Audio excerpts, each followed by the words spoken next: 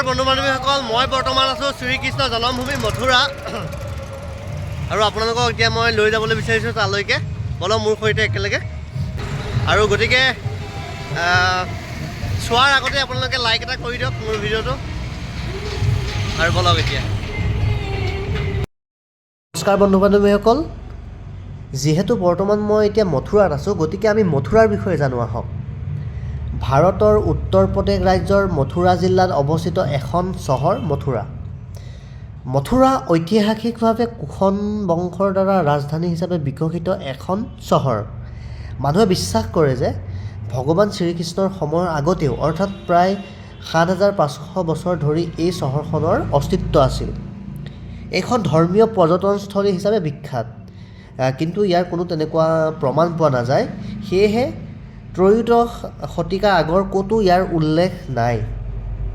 কিন্তু এটা কথা, ৪০২ খ্ৰীষ্টাব্দত চীনা ভ্ৰমণকাৰী ফা হিয়েন ভাৰতলৈ আহিছিল আৰু তেখেতে তেনেকৈ লিখিছে, মানে য'ত তেওঁ ভ্ৰমণ কৰিছিল তেতিয়া লিখিছে যে য'ত ৩০০০তকৈ অধিক সন্ন্যাসী বাস কৰিছিল আৰু ইয়াৰ সকলো ৰজা বুদ্ধৰ অনুগামী আছিল। আৰু এই দেশত কোনো মানুহে যে জীৱ হত্যা নকৰে, তেওঁ এইবোৰ লিখিছিল। য'ত মানুহে মদ নাখায়, নহৰু নাখায়, তেওঁ এইবোৰ লিখিছিলে। আৰু ৬৩০ খ্ৰীষ্টাব্দত চীনা ভ্ৰমণকাৰী হিউৱেন চাং ভাৰতলৈ আহিছিল। আমি সকলোৱে জানো যে হিউৱেন চাঙৰ বিষয়ে আমি সকলোৱে জানো। হিউৱেন চাং ভাৰতলৈ আহিছিল ৬৩০ খ্ৰীষ্টাব্দত আৰু তেতিয়া হিউৱেন চাঙে তেওঁৰ যিটো ভ্ৰমণ কাহিনী তাত লিখিছে যে তেওঁ মথুৰাক মতুলু বুলি সম্বোধন কৰিছে। আৰু ইয়াত ভাৰতৰ বিষয়ে এনেধৰণে তেওঁ বৰ্ণনা কৰিছে। ইয়াৰ বাসিন্দাসকলে আমলা উৎপাদন কৰে, ইয়াত অতি উন্নত মানৰ কপাহ উৎপাদন হয়, ইয়াৰ জলবায়ু উষ্ণ আৰু মানুহৰ আচৰণ কোমল আৰু সন্মানজনক। তেওঁ ইয়াত তেনেকৈ লিখিছিলে। আৰু তেওঁ ইয়াত ২০টা সংগ্ৰাম আছে, অশেষ সংগ্ৰাম আছে, য'ত ২০০০ৰো অধিক সন্ন্যাসী থাকে, যিবোৰ হীনায়ন আৰু মহাযান দুয়োটা পন্থাৰ অন্তৰ্গত। ইয়াৰ উপৰিও ৫টা মন্দিৰত বিভিন্ন পন্থাৰ অনুগামী বাস কৰে। সম্ৰাট অশোকে ইয়াত নিৰ্মাণ কৰা ৩টা স্তূপ আজিও আছে। ইয়ামিনৰ দ্বাৰা চাৰ মথুৰা ভাৰতীয় সংস্কৃতি আৰু সভ্যতাৰ কেন্দ্ৰবিন্দু হৈ আহিছে। ভাৰতীয় ধৰ্ম দৰ্শন, শিল্প আৰু সাহিত্যৰ গঠন আৰু বিকাশত মথুৰাৰ সদায় গুৰুত্বপূৰ্ণ অৱদান আছে। আমি জানো আজিও এই নগৰৰ নাম মহাকবি সুৰদাস, সংগীত নিপুণ স্বামী হৰিদাস, স্বামী দয়ানন্দৰ গুৰু স্বামী বীৰ্জানন্দ, চৈতন্য মহাপ্ৰভু আদিৰ লগত জড়িত। মথুৰাক শ্ৰীকৃষ্ণৰ জন্মস্থান বুলিও আমি জানো আৰু কোৱা হয়। যিহেতু ওচৰতে, গতিকে মই চাইকেল থৈ আহিছোঁ ৰুমতে। শ্ৰীকৃষ্ণৰ জন্মভূমিলৈ যোৱা এইটো এটা গেট, এইটো হ'ল ২ নম্বৰ গেটটো, ছেকেণ্ড গেটটো। আৰু এইফালে আগত আছে এটা মেইন গেটটো। গতিকে আমি মেইন গেটটোতে যাবলৈ চেষ্টা কৰিম আৰু আপোনালোকক মই সকলোখিনি জনাম বাৰু। যেনেকৈ মই যেনিবা চাইকেলেৰে আহিছোঁ, গতিকে মোৰ অহা হেৰিটো বেলেগ।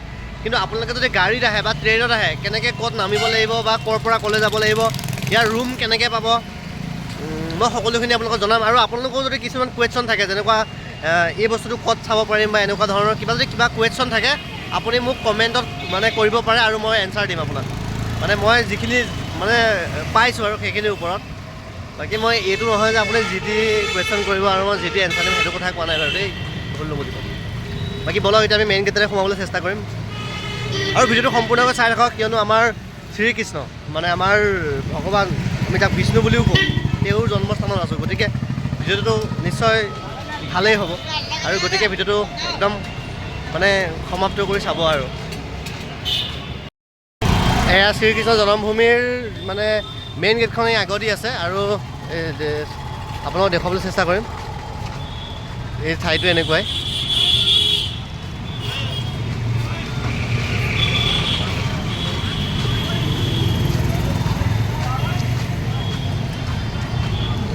যিহেতু মই বহুত এটা ভাল সময়ত আহিছোঁ, ফাকুৱা, আৰু দেখিছে ৰাস্তাৰ কাষত ধুনীয়াকৈ ফাকুৱা আছে। এয়া আমাৰ নন্দী, জয় শ্ৰী মহাকাল। আৰু এইয়া চাওক, এইফালে দেখিছেনে, ধুনীয়াকৈ সেইফালে আমি যাব লাগিব।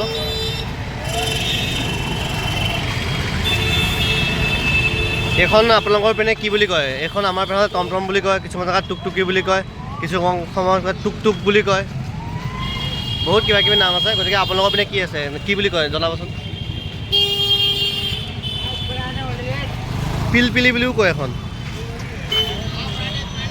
যদি আপুনি আহে তেনেহ'লে এনেকুৱা দোকানবোৰ দেখিব, চাওক ইমান ধুনীয়াকৈ পূৰা নিমকি চিমকি ৰাখিছে আৰু কিবা কিবি বহুত ধুনীয়া খোৱা বস্তু ৰাখিছে, এইবিলাক দেখিছেনে।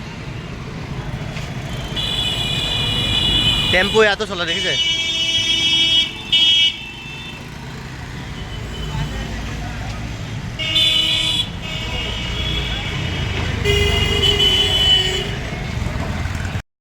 শেষত আপোনালোকক সকলোখিনি কম কি কি চাব লগা জেগা কি কি আছে, প্ৰথমে আহি ক'ত সোমাব ক'ত যাব গোটেইখিনি কম, গতিকে ভিডিঅ'টো আপোনালোকে একদম স্কিপ নকৰিব, গোটেই একে কমপ্লিট চাব দেই।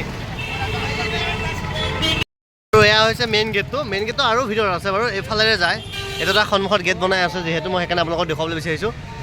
বাহিৰভাগ এনেকুৱা চাই লওক, জনমভূমিলৈ যোৱা এইফালে মেইন ৰাস্তাটো আছে, এনেকুৱা ধৰণৰ চাওক ছাইডত এনেকৈ আপোনালোকে দোকানবোৰ পাব। এয়া বেগবোৰ দেখিছেনে, ছোৱালী মানুহৰ বেগ আৰু বিৰাট ধুনীয়া।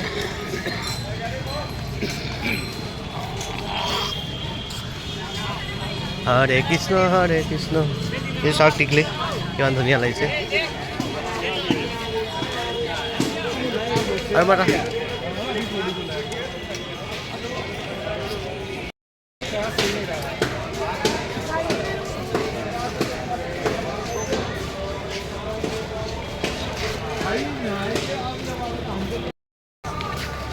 মোৰ পিছফালে আছে গেটটো, মেইন গেটটো মোৰ পিছফালে আছে আৰু মই আহি আছোঁ। খুব ধুনীয়া এটা পৰিৱেশ চাওকচোন বাৰু। আমাৰ ভগৱান, আমাৰ গুৰুজনাৰ জন্মস্থানত আছোঁ, মানে আমাৰ প্ৰভুৰ, আমাৰ শ্ৰীকৃষ্ণৰ জন্মস্থানত আছোঁ, মানে কেনেকুৱা লাগিব পাৰে, খুব সঁচাকৈ এটা বুজাব নোৱাৰোঁ, মানে কিমান বেছি ভাল লাগিছে।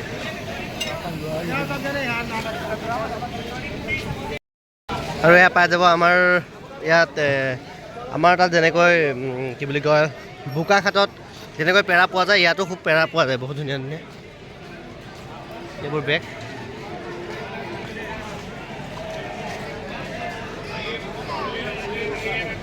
এইটো গেটটো চাওক, উফ শ্ৰীকৃষ্ণ, গেট নং 1, এইটো 1 নং গেটটো চাই লওক, এইটো 1 নং গেট,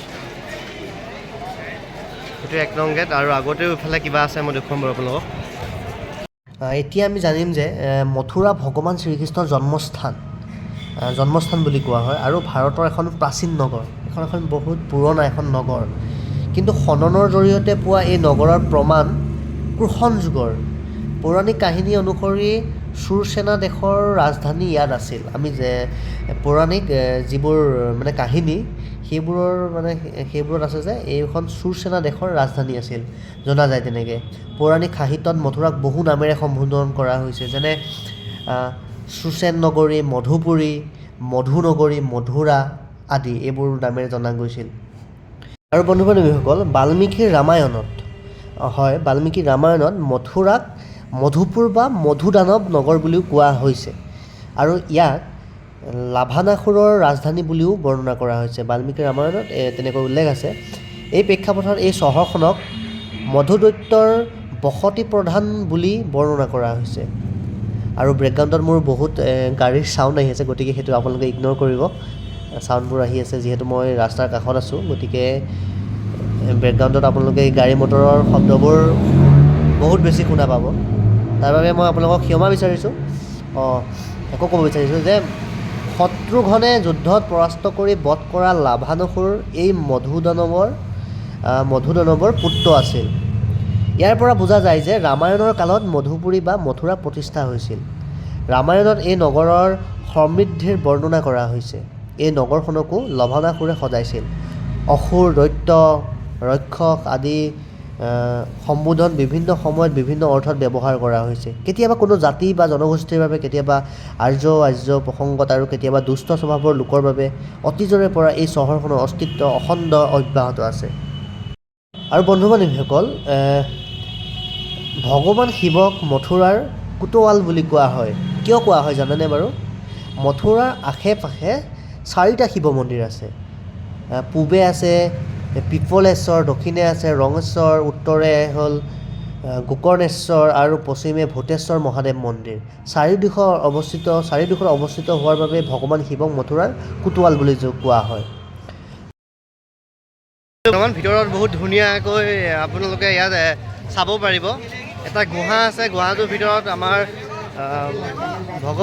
ভগৱন্তৰ সকলোবোৰ মানে কি শৈশৱৰ যিবোৰ দৃশ্য, তেওঁ যিসকল অসুৰক বধ কৰিছিল বা তেনেকুৱা যিখিনি আছে গোটেইখিনি মূৰ্তিৰ সৈতে মানে বনাই থৈ দিয়া হৈ আছে। গতিকে আপোনালোকে চাই ভাল পাব। আৰু ভিতৰত ধুনীয়াকৈ মন্দিৰবোৰ আছে, সকলোবোৰ আপোনালোকে দৰ্শন কৰিব পাৰিব। যিহেতু মোবাইল নিবলৈ নিদিয়ে, গতিকে মই আপোনালোকক দেখুৱাব নোৱাৰিলোঁ ভিতৰভাগ, তথাপি মই আপোনালোকক কৈ দিব বিচাৰিছোঁ। সেইকাৰণে বহুতেই বেছি ভাল লগা পৰিৱেশ, আৰু আপুনি আহিব। মই এতিয়া যিহেতু মথুৰাত আছোঁ, মই আপোনালোকক ক'ব বিচাৰিম, যদি আপুনি মথুৰা আহে তেনেহ'লে নিজৰ গাড়ী লৈও আহিব পাৰিব। আৰু ইয়াত পাৰ্কিঙৰ খুব ধুনীয়া ব্যৱস্থা আছে, গতিকে আপুনি টেনশ্যন ল'ব নালাগে। আৰু ইয়াত আপুনি খুব সহজে ৰুম পাই যাব, 500-1000 এনেকৈ আপোনাৰ খুব সহজে ৰুম পাই যাব। আৰু যদি আপুনি ট্ৰেইনত আহে তেনেহ'লে আপুনি মথুৰা জংচন আছে ইয়াত, গতিকে ট্ৰেইনত আহি আপোনাৰ যদি আপুনি গুৱাহাটীৰ পৰা আহে, যদি যিহেতু মই সেইকাৰণে অসমৰ পৰা অহা কথাই ক'ম। যদি আপুনি গুৱাহাটীৰ পৰা আহে তেনেহ'লে প্ৰায় 750ৰ পৰা 1000 টকাৰ ভিতৰত আপুনি ট্ৰেইনত আহিব পাৰে, বহুত বেছি খৰচো নহয়। গতিকে ধুনীয়া সুবিধা, ট্ৰেইনত আহিব পাৰে। আৰু ইয়াত যিহেতু জংচন আছে, আপুনি ট্ৰেইনত আহিলে খুব কম খৰচত আহিব পাৰিব, সেইকাৰণে মই ট্ৰেইনৰ কথা কৈছোঁ। আৰু যদি নিজৰ গাড়ী লৈ আহে তেতিয়াও আপোনাৰ কোনো কথা নাই, কাৰণ মোৰ অলপ দিন আগত মোৰ বন্ধু দুজন মানে কাৰ লৈ আহিছিল, আৰু তেওঁলোকৰ খুব মানে একো অসুবিধা হোৱা নাই ইয়াত ধুনীয়াকৈ। আৰু যিহেতু ইমান ধুনীয়াকৈ পাৰ্কিঙৰ এৰিয়া থাকে, ৰুম থাকে, আপুনি গুৰুদ্বাৰত থাকিব পাৰে গাড়ী চাড়ী লৈ গৈ, বিন্দাছ, টেনশ্যন নাই মানে। আৰু ময়ো আজিকালি গুৰুদ্বাৰত থাকিব লৈছোঁ, কাৰণ তাত খুব সুবিধা আছে, সেইকাৰণে গুৰুদ্বাৰত থাকোঁ মই। আপোনালোকে মথুৰাৰ বিষয়ে গম পালে ইমানখিনি। আৰু মই বৃন্দাবনৰ ওপৰতো মই বহুত ভালকৈ এটা ভিডিঅ' বনাবলৈ চেষ্টা কৰিম, গতিকে আপোনালোকে চাব। যিহেতু ভিতৰলৈ মোবাইল লৈ যাব নোৱাৰি, গতিকে আপোনালোকক মই ভিতৰৰ অংশবোৰ দেখুৱাবলৈ নোৱাৰিলোঁ, তাৰ বাবে মোক ক্ষমা কৰি দিব। আৰু এইখিনিতে মই সকলোকে ক'ব বিচাৰিম, যদি ভিডিঅ'টো ভাল পালে তেনেহ'লে এটা লাইক কৰি দিব, আৰু যদি বেয়া পালে তেতিয়া তথাপিও লাইক এটা কৰি দিব, কাৰণ নিজৰ বুলি। আৰু আপোনালোকে এটা লাইক বা এটা কমেণ্ট কৰিলে হয়তো এটা মই সাহস পাওঁ, মানে আকৌ এটা অন্য ভিডিঅ' দিবলৈ মই সাহস পাওঁ। গতিকে আপোনালোকে এটা লাইক এটা কমেণ্ট কৰিবলৈ নাপাহৰিব। শেষত সকলোকে বহুত ধন্যবাদ। আপোনালোকে বহুত বেছি মৰম দিছে। আপোনালোকৰ ইমান মৰম বা ইমানখিনি শুভেচ্ছা শুভকামনাৰ ফলত মই ইমান দূৰ চাইকেলেৰে আহিবলৈ, যাত্ৰা কৰিবলৈ সক্ষম হৈছোঁ, মই শক্তি পাইছোঁ। গতিকে আপোনালোকলৈ বহুত বেছি ধন্যবাদ। ৰাধে ৰাধে, জয় শ্ৰীকৃষ্ণ।